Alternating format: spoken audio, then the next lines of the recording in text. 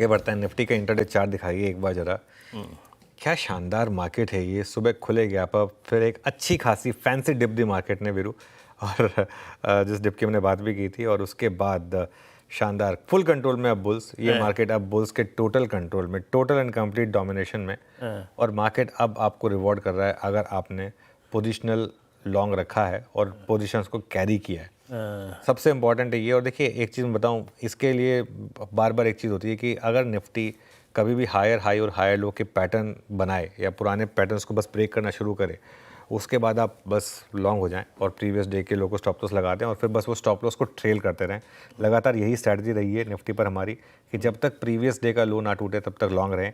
Higher highs और higher लोज का आज चौथा दिन है, 4 डेज इन अ रो जब लगातार आपने हायर हाई और हायर लो बनाए हैं। और निफ्टी में लगातार 8वें दिन तेज़ी है, 8वें दिन तेज़ी। और अब वो जो डिसबिलीव था वो धीरे धीरे शायद फ्रस्ट्रेशन में बदल रहा है और शायद फोमो में बदलेगा धीरे धीरे, जो आपको शायद और आगे तक लेके जाएगा। Good afternoon. वो मतलब अच्छी बात है ना, जैसा कोई पागलपन नहीं है। 250, 300, 400 point, we are slowly and gradually ejecting out of this zone, है ना, जिस तरीके से आना चाहिए था। बिल्कुल, है ना। अभी भी जिन लोगों ने इस रैली को या फिर बाजार के अपसाइड में पार्टिसिपेट नहीं किया है, फिर या फिर जो बैकफुट पे है या फिर जो नहीं पार्टिसिपेट कर रहे हैं, उनके लिए क्या अप्रोच रखें? इंडेक्स के इस लेवल पे व्यू क्या है इस वक्त? देखिए एक चीज़ मैं आपको बताऊं, हम जो भी इंडेक्स व्यू देंगे ना उसमें हम एक चीज़ हमेशा ऐड करेंगे विद द कैवियट कि डोनाल्ड ट्रंप क्या कब बोल दें उसका किसी को नहीं पता। उस अनप्रेडिक्टेबिलिटी, उस अनप्रेडिक्टेबिलिटी को आपको रखना पड़ेगा साथ में, और इसीलिए ओवरनाइट पोजीशंस को आपको हेज करना पड़ेगा, बस दैट्स इट। लॉन्ग रहें वीरू और हर डिप में ऐड करें। आज भी सुबह देखिए मार्केट ने आपको, हमने एक बात कही थी कि सुबह 70 पॉइंट का गैप अप खुल रहा है, हल्का सा नीचे आए बस वहाँ पे लॉन्ग हो जाइए और उसके बाद आप स्टॉप लॉस लगा दीजिए। अब मुझे जो लग रहा है ना कि निफ्टी सेंस कर रहा है एक ब्रेकआउट मूव। आई थिंक ये तो अभी शुरुआत है। अभी हम चले कितना है, 24,450 से चलना शुरू हुए हैं। हम कुल मिला के 650-700 पॉइंट चले हैं निफ्टी पर। 650-700 पॉइंट एक्चुअली कुछ नहीं होता, निफ्टी में 2.5% होता है। जितना गिरे थे हम उसके मुकाबले कुछ भी नहीं चला है।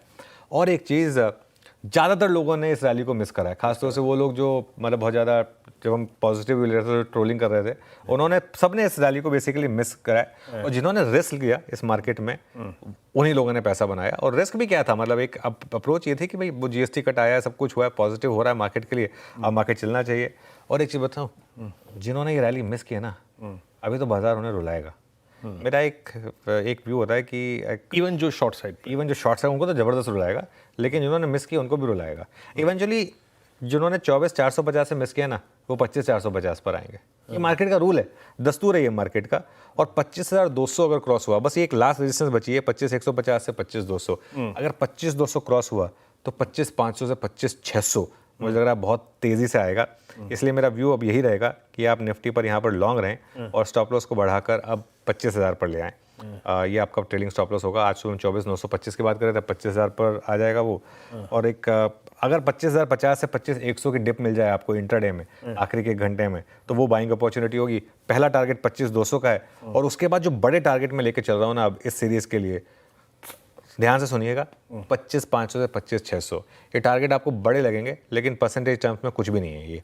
और ये मुझे लग रहा है कि निफ्टी यहाँ तक जाने का दम रखता है।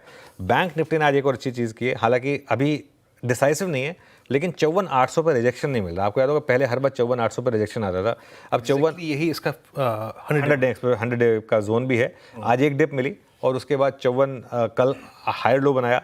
54,800 से 850 के ऊपर टिकना जरूरी है। अगर यहाँ टिकेगा तो मुझे लग रहा है 55,200 का एक रास्ता खुलेगा बैंक निफ्टी पर, शायद अगले 2-3 दिनों में ये एक पॉसिबिलिटी रहेगी। लेकिन मतलब मुझे लग रहा है कि बहुत एक टिपिकल अप ट्रेंडिंग मार्केट जो है ना, जैसा आपने बोला वाहियात पने से नहीं चल रही है कि 400 पॉइंट एक दिन में भाग गया, 50 पॉइंट, 100 पॉइंट, 125 पॉइंट इस तरीके से ऐड हो रहे हैं। अच्छी चीज़ है मार्केट के लिए। एक और चीज़ देखिए अनुज, चार्ट निफ्टी आईटी का, वो जो यूएस में कंपनसेशन मांगने वालों के आंकड़े आए हैं, वो जो रेट कट की पॉसिबिलिटीज़ की बात हो रही है, क्या ये उसी को लैच ऑन कर रहा है क्या? आई थिंक बहुत कुछ है। एक इन्फोसिस, देखिए एक बात तो माननी पड़ेगी, ये सब पॉसिबिलिटी तो पहले भी थी।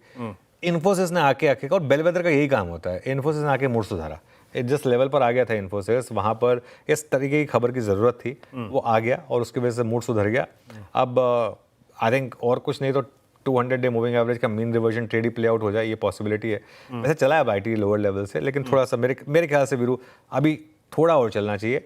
और आई थिंक इन्फोसिस में देखिए 1800 का बायबैक प्राइस है, ऑब्वियसली वो तो सीलिंग हो गई उसकी, लेकिन एक 1650 तक का तो मूव बनता है, इतना तो इन्फोसिस डिजर्व करता है। और ये कुछ भी नहीं है, ये मतलब जो प्रीवियस डबल टॉप है वही लेवल है, 200 डे मूविंग एवरेज के करीब है।